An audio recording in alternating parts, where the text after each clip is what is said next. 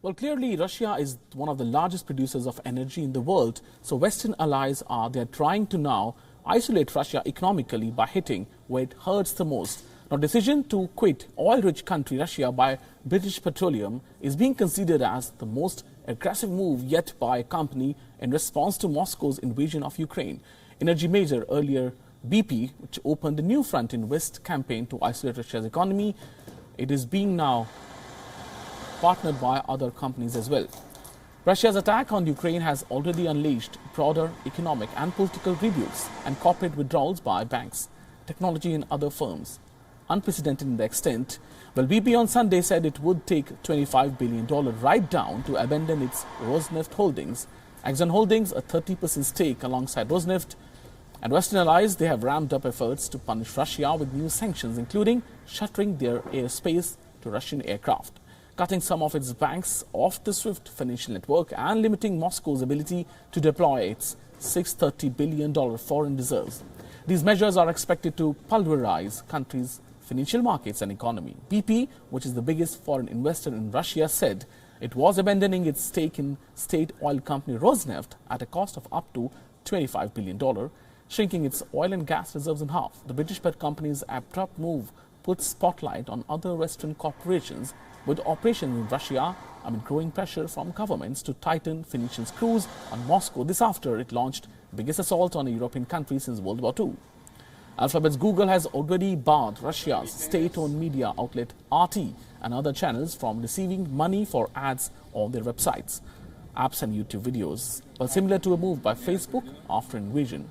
US-based UPS and FedEx, two of the world's largest logistics firms, they have said they are halting delivery service to Russia and Ukraine.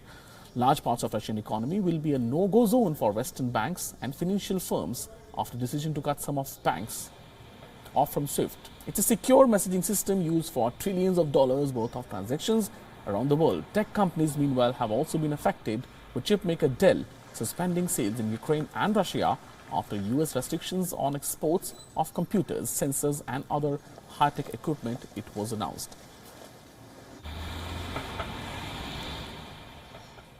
And our correspondent Susan Tehrani sent us this report from US. Listen in.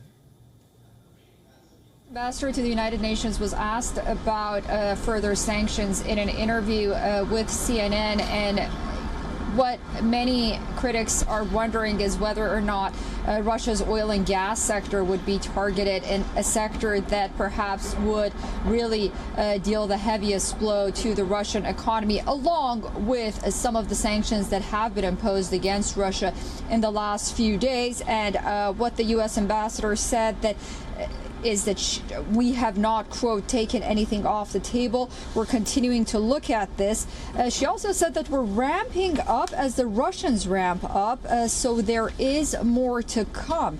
And while energy is not in this current announcement, it does not mean that it's off the table. She also said that her administration wants to do everything they can to protect our own economy, meaning the U.S. economy, from the impact of this. But another question right now is how far will these restrictions on Russian banks regarding SWIFT will go, what banks have been sanctioned and what banks are out of the sanctions list at this point. And I think the next step perhaps will be first energy and second of all other financial institutions in Russia. WION now available in your country. Download the app and get all the news on the move.